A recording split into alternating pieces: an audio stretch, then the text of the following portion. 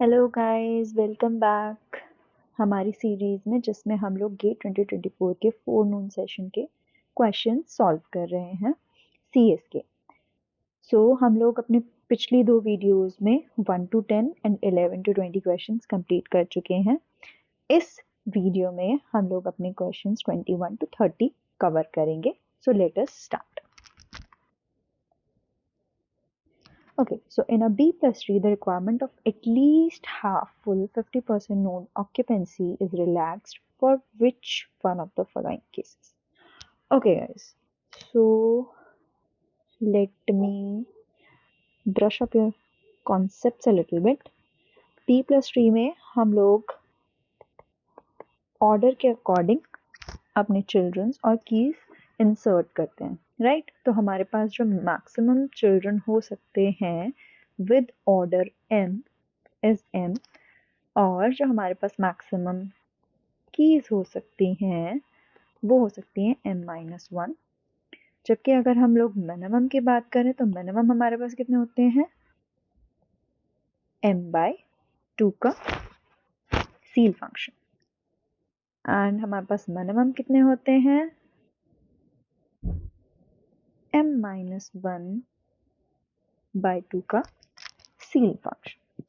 ठीक है, तो बेसिकली ये हाफ फुल वाली कंडीशन लेता है कि हमारे पास एटलीस्ट हाफ फुल होनी चाहिए, बट रूट जो होती है हमारी, रूट में हमारे पास 2 चिल्ड्रन से ज़्यादा या 2 चिल्ड्रन के बराबर और एक सर्च की मिनिमम होनी चाहिए। हमारे पास ये जो कंडीशन होती है it is specifically for the root node. तो हमारा आंसर क्या होगा? रूट नोड, जिसमें हमारे पास एटलीस्ट फुल की रिस्ट्रिक्शन, एटलीस्ट हाफ फुल की रिस्ट्रिक्शन नहीं होती। So let us move to the next question. Which of the following statements about a relation are in first normal form is true? Okay. So 1F में हमारे पास दो condition होते हैं कि हमारे पास एक मल्टी एट्रीब्यूट की नहीं होनी चाहिए और हमारे पास कंपोजिट एट्रीब्यूट भी नहीं होनी चाहिए। Okay, so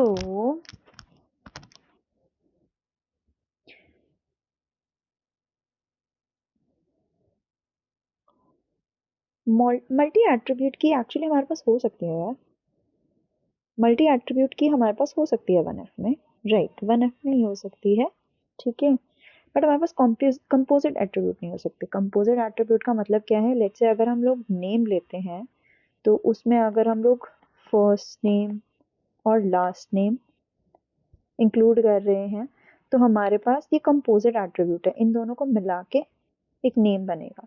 so that kind of thing can not be in the 1F part, ये 1NF पार्ट, ठीक है? So that is only the one restriction we have in 1NF। So let us see कि हम लोग कौन कौन सी statement true है। R can have a multi attribute key, definitely multi attribute key 1 में भी हो सकती है। Can not have a foreign key हो सकती है, it is wrong. Can not have a composite attribute, this is also true. ये रिस्ट्रिक्शन होती है हमारी 1NF की कि कंपोजिट एट्रीब्यूट नहीं होना चाहिए। Or can not have more than 1 candidate की हो सकती है, प्राइमरी की 1 होनी चाहिए सिर्फ, so it is also wrong. तो हमारे जो राइट आंसर्स होंगे ए और सी। Okay, let us come to the third question of this video, that is 23rd.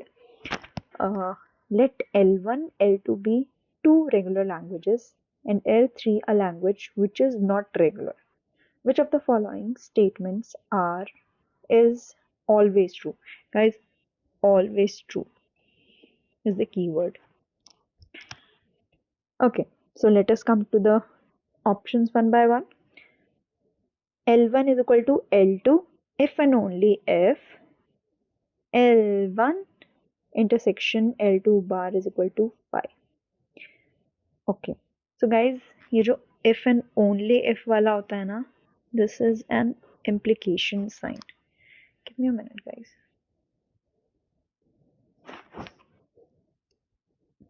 Okay so ये इफ एंड ओनली इफ जो होता है, it is a double implication, which means कि A goes to B should be there and B goes to A should also be there. ठीक है. तो अगर हम देखें कि L1 और L2 अगर सेम लैंग्वेज है, ठीक है, तो लेट्स से कि इसका A है, इसका A है, तो इन दोनों का जो इंटरसेक्शन होगा, सॉरी, L2 का बार होगा कि A को छोड़ के एनीथिंग एल्स, राइट. तो उन दोनों का जो इंटरसेक्शन होगा वो 5 होगा. So it is true in every case, right. कि लेट्स से अगर ये दोनों सेम हैं, तो एक इसका जो L2 बार होगा वो क्या होगा.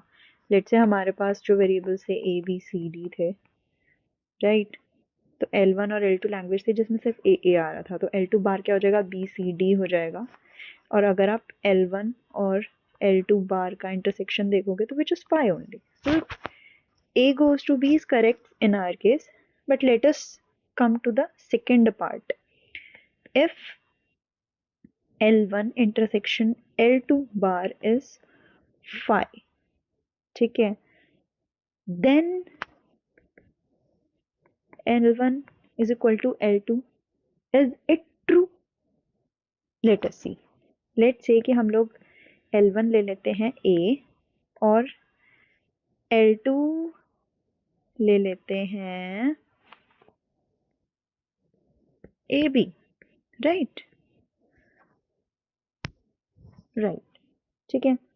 तो अगर हम देखेंगे कि L1 अगर A है तो L2, इसके अकॉर्डिंग L2 बार कितना हो जाएगा, CD, right.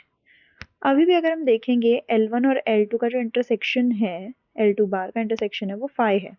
So L1 intersection L2 bar is 5. It is true, right. ठीक है. बट L1 और L2 इक्वल नहीं है इस केस. सो B2A इस केस में हमारा सही नहीं होगा. तो हम लोग इसको ऑलवेज नहीं कह सकते. In some cases it can be, but it is not always. ठीक है. सेकेंड में देखते हैं, L1 union L3 is not regular. Okay, इसका भी हम लोग एक एग्जांपल देखते हैं. इसको कॉन्ट्रडिक्ट करने की ट्राई करते हैं. लेट्स से आपके पास L1 है सिग्मा स्टार, रेगुलर लैंग्वेज है, फेमस रेगुलर लैंग्वेज है हमारे पास, ठीक है.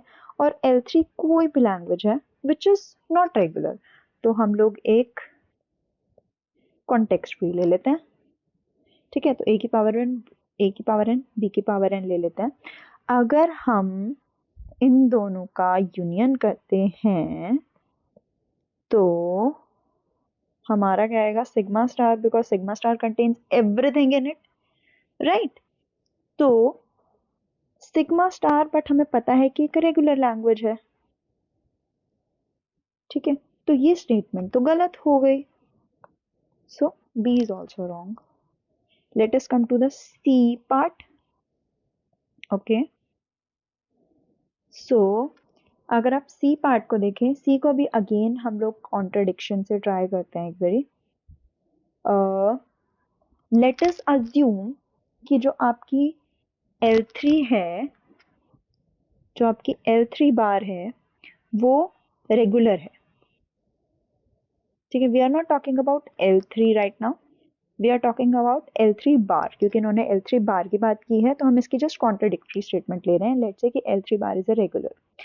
अगर ये रेगुलर है तो L3 बार का बार which is equal to L3 should also be regular, because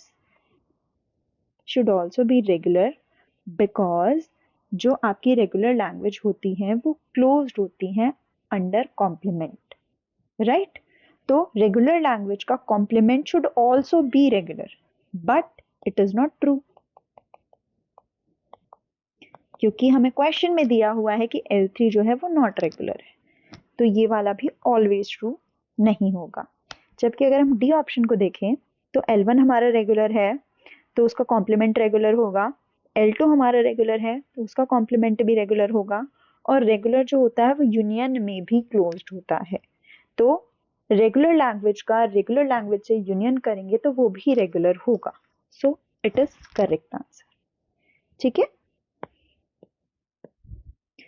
let us come to the 24th question, which is about threads.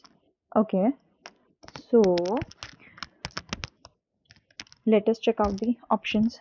Threads can only be implemented in kernel space. It is wrong, क्योंकि हम लोग user space में भी threads को implement करते हैं। ठीक है, each thread has its own file descriptor table for open files. It is also wrong because threads के पास अपनी पर्सनल सिर्फ 3 चीजें होती हैं। ठीक है, program counter, stack and registers.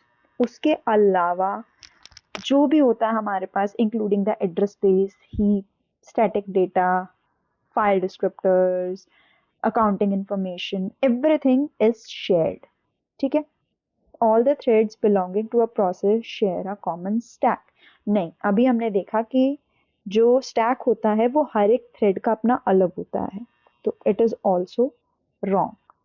Threads belonging to a process are by default not protected from each other. ये सही है, क्योंकि थ्रेड्स में हम लोग ये मानते हैं कि हम लोगों को इंफॉर्मेशन शेयर करनी होती है, ट्रांसफर करनी होती है, इसलिए हम लोग बाय डिफॉल्ट उसको प्रोटेक्शन नहीं देते हैं जो प्रोसेस के होते हैं। It is dependent on the coder only, developer only, कि वो उस चीज को किस तरीके से या किस लेवल तक प्रोटेक्ट करना चाहते हैं। तो it depends on them. OS इसको डिफॉल्ट प्रोटेक्शन नहीं देता है। सो let us come to the next question. Which of the following process state transition are not possible? It's not possible. Okay, so let us make a transition diagram first. ठीक है, ready से हमारी running पे जाती है। ठीक है, running से टर्मिनेट पे जाती है। Guys, please excuse my spelling because I'm just writing it. ठीक है,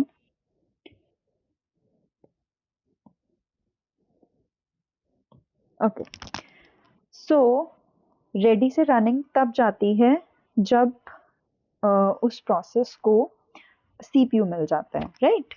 रनिंग से हम लोग वेटिंग पे तब जाते हैं जब हमें कोई आईओ चाहिए होता है, या फिर हमें कोई और डेटा रीड करना है जो कि अभी अवेलेबल नहीं है, या कोई भी वेटिंग का सिनेरियो, राइट। वेटिंग से रेडी तब होती है जब हम लोग अपना आईओ या ट्रांसफर ऑलरेडी कंप्लीट कर चुके हैं, सो हमें दोबारा सीपीयू पे जाना है, then we'll go to the ready state. Running से टर्मिनेट पे जब the process is completed its work, and running से रेडी तब जाती है जब प्रीएम्पशन होता है, राइट।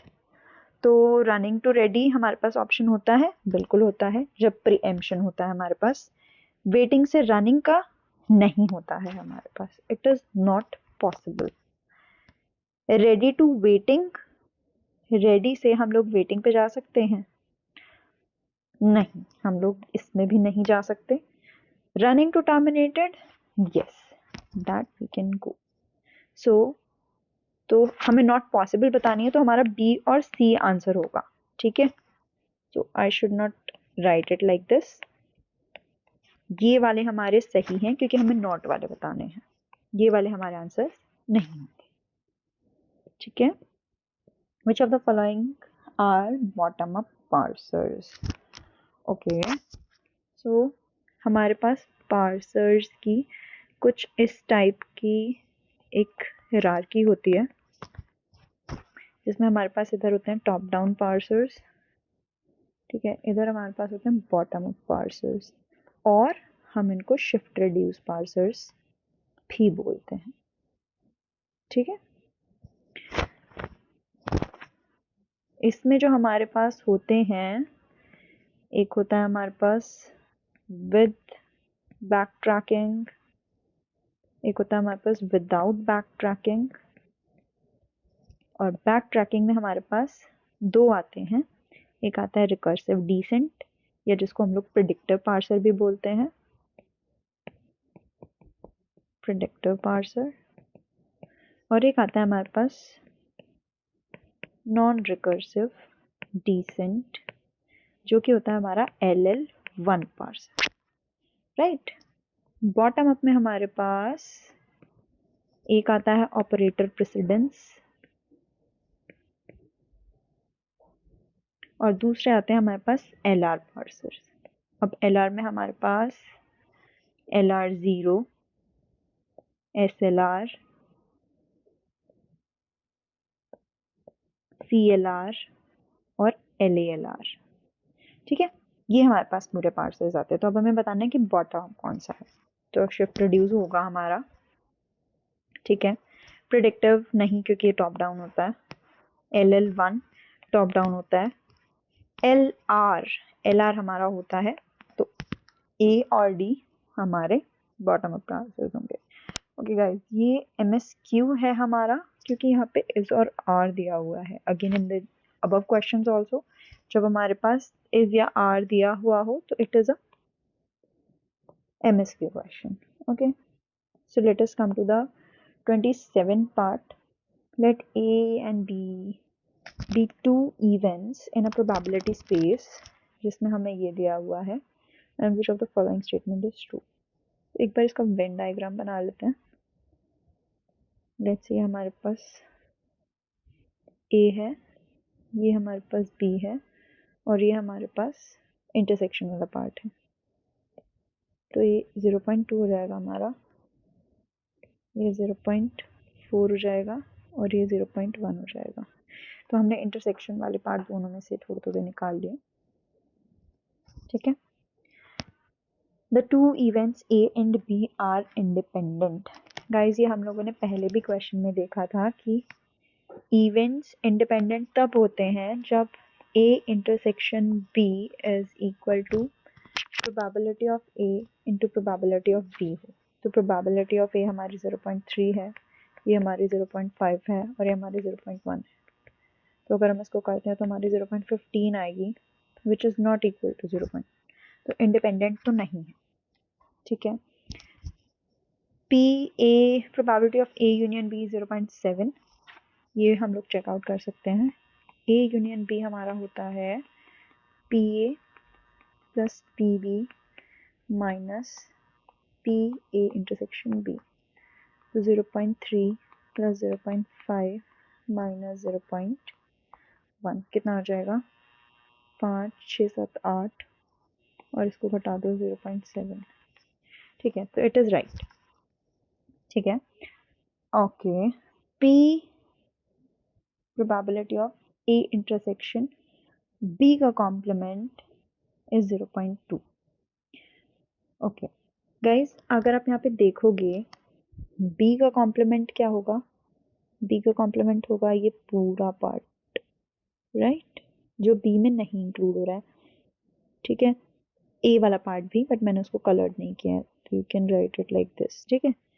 अगर हम उसको A से इंटरसेक्शन लेते हैं तो वो वाला पार्ट जो इंटरसेक्शन में नहीं आ रहा है B के, सिर्फ A वाला पार्ट है, that will come under this, ठीक है। तो हमारा जो आंसर है वो 0.2 ही होगा, क्योंकि हमारा इंटरसेक्शन टोटल हमारा A 0.3 है और इंटरसेक्शन वाला पार्ट हमारा 0.1 है, तो हमें इंटरसेक्शन वाला पार्ट हटा देना है। तो हमारा सिर्फ A वाला पार्ट जो बचेगा वो कितना बचेगा, 0.2, ठीक है। प्रोबेबिलिटी ऑफ A का कॉम्प्लीमेंट इंटरसेक्शन B का complement is equal to 0.4। Okay, इसको सॉल्व करने का एक तरीका आपका ये है, इफ़ यू सी ये जो पोर्शन है ये A यूनियन B का होल कॉम्प्लीमेंट है। ठीक है, कैसे? A यूनियन B का होल कॉम्प्लीमेंट अगर आप करते हो तो क्या होगा, A का कॉम्प्लीमेंट यूनियन इंटरसेक्शन में कन्वर्ट हो जाएगा और B का complement, which is the same thing, right? और अगर मेरे को A यूनियन B के कॉम्प्लीमेंट की प्रोबेबिलिटी निकालनी है तो ये हो जाएगा 1 minus A union B, right? तो हमारे पास A यूनियन B कितना आया था, 0.7, तो हमारा जो ये आएगा ये आ जाएगा 0.3, बट यहाँ पे दिया हुआ है 0.4, तो ये गलत हो जाएगा हमारा। ठीक है, let us come to the next question. Consider the circuit below where the gates may have propagation delays. Assume that all signal transition occur instantaneously and that wires has no delays. Which of the following statement about the circuit is correct? Okay. So with no propagation delay, the output y is always logic 0. With no propagation delay, the output y is always logic 1. तो ये हम लोग values put करके देख लेते हैं एक बारी। अगर लेट से हमारे पास x की वैल्यू 0 हम लेते हैं तो यहाँ से 0 जाएगा, यहाँ से 0 नॉट होके यहाँ पे 1 हो जाएगा, तो क्योंकि हमारे पास एंड है तो ये मल्टीप्लाई होंगे और 0 इंटू 1 या एनीथिंग इज 0 ओनली। सिमिलरली अगर हम यहाँ पे 1 लेते हैं, राइट, तो 1 एज इट इज यहाँ पे जाएगा, बट ये जब नॉट होगा तो यहाँ पे 0 आ जाएगा, राइट? अगेन 0 से कुछ भी मल्टीप्लाई करेंगे तो वो 0 आएगा, तो हमारा y हमेशा 0 ही रहेगा, कभी लॉजिक 1 नहीं आ सकता, तो हमारा A ठीक है, B हमारा गलत है। With propagation delays, the output y can have a transient logic 1 after x transitions from logic 0 to logic 1. Okay. And with propagation delay, the output y can have a transient logic 0 after x. Okay guys, इसको एक एक करके check करते हैं। तो इसमें ये कह क्या रहा है कि हमारे पास प्रोपगेशन डिले है। अगर हम अज्यूम कर लेते हैं कि हमारे पास प्रोपगेशन डिले है, राइट, एंड प्रोपगेशन डिले हमारा जनरली गेट्स में ही होता है, राइट, तो ये कह रहा है कि आउटपुट y जो है can have a transient logic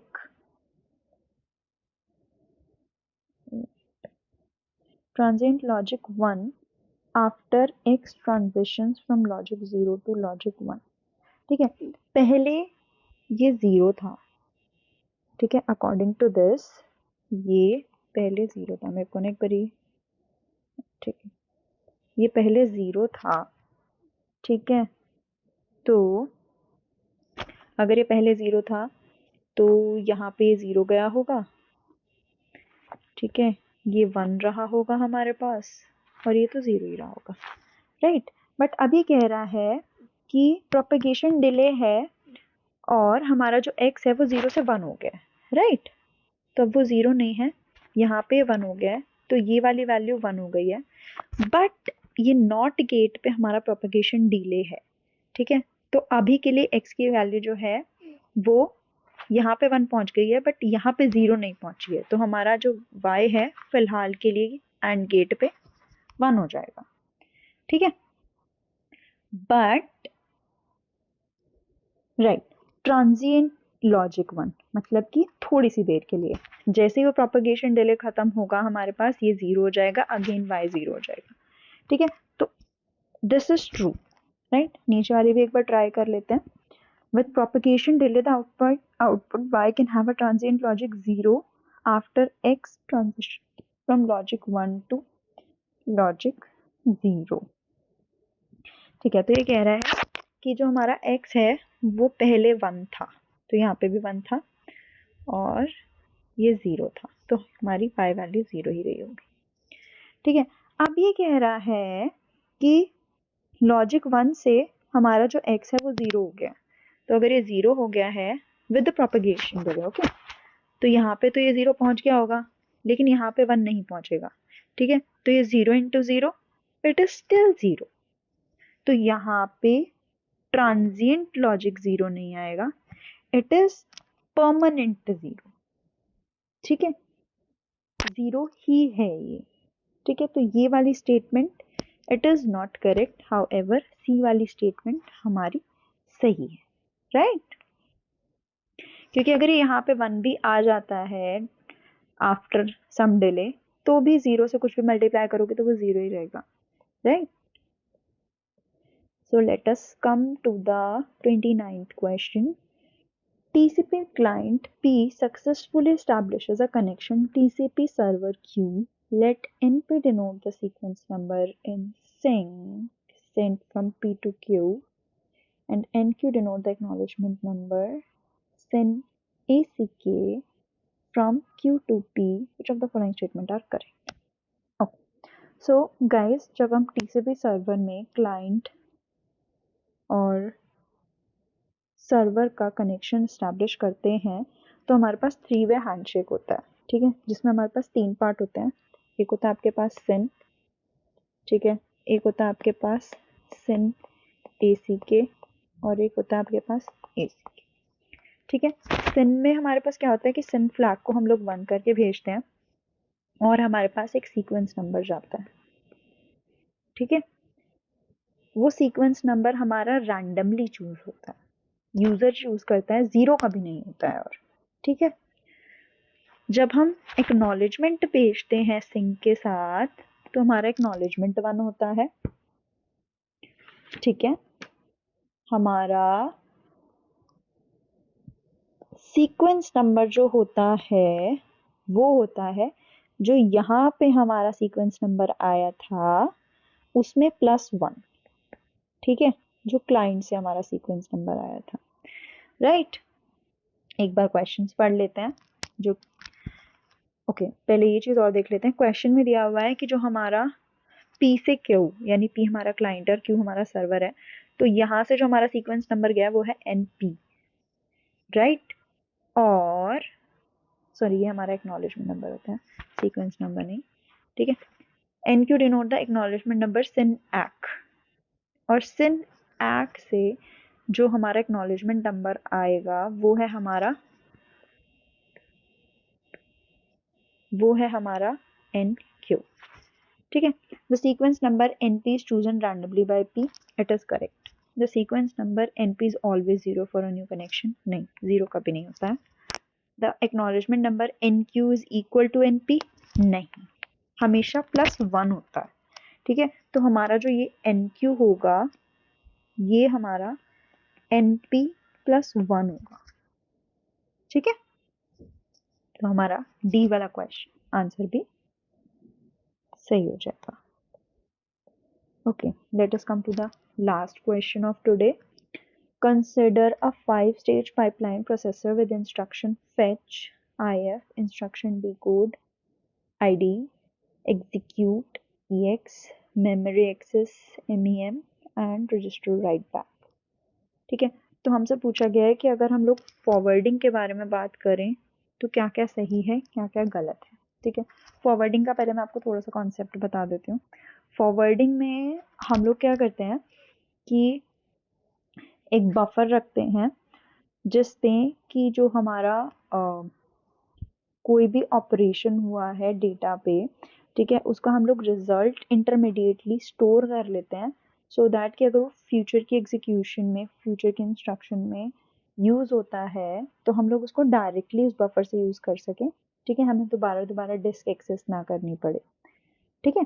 so इसमें होता क्या है कि हम लोग ओके चलो इसके पहले ना ऑप्शंस देख लेते हैं। In a pipelined execution, forwarding means the result from a source stage of an earlier instruction is passed on to the destination stage of a later instruction, which is true, right? अभी मैंने आपको बताया कि जो हमारा पहली stage का कोई भी ऑपरेशन होता है, जो इंस्ट्रक्शन हुई थी उसका हम लोग रिजल्ट स्टोर कर लेते हैं सो दैट कि बाद की जो इंस्ट्रक्शन होती है उसमें यूज कर सकें, ठीक है। So it is right. In forwarding, data from the output of the memory stage can be passed from the input of the execution state of the next instruction. It is true. See, generally हमारे पास दो चीज़ें होती हैं, या तो हमारे पास execution stage से execution stage में जाता है, या फिर हमारे पास मेमोरी स्टेज से एग्जीक्यूशन स्टेज में जाता है। यानी कि एग्जीक्यूशन स्टेज पे जो रिजल्ट होगा वो हम बफर करेंगे और नेक्स्ट एग्जीक्यूशन इंस्ट्रक्शन में यूज़ कर लेंगे, या फिर मेमोरी स्टेज पे हमारा कोई डेटा हमने लिया है उसको बफर करेंगे और बाद की एग्जीक्यूशन स्टेज में हम उसको यूज़ कर सकते हैं।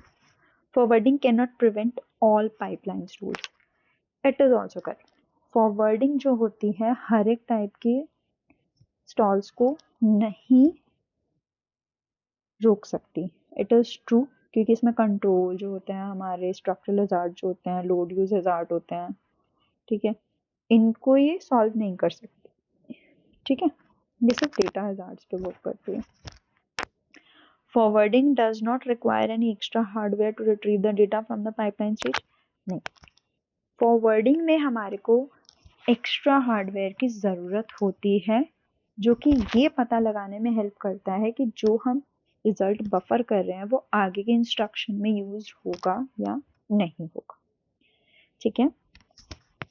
ओके गाइज, आज हमारे 30 क्वेश्चंस कंप्लीट हो गए हैं, so almost half of the paper is completed, ठीक है। अगर इसमें कोई भी क्वेश्चन है जिसमें आपको कुछ प्रॉब्लम आ रही है तो प्लीज़ मेरे को कमेंट कीजिएगा, मैं उसको दोबारा एक बार आपको डिटेल में समझाने की ट्राई करूँगी। And please like this video, subscribe this channel, ठीक है, सो दैट कि मैं और भी आगे वीडियोस बनाती रहूँ, बिकॉज फ़िलहाल मेरा प्लान है कि मैं गेट के अभी क्वेश्चन पेपर सॉल्व करा रही हूँ, मैं आगे नेट के और भी जो CS एग्जाम्स हैं I try to solve those papers also, ठीक है। So please if you want please let me know कि आप और कौन से पेपर्स हैं जो आप चाहते हो कि मैं सॉल्व करूँ, ठीक है। Thank you, bye, please like this.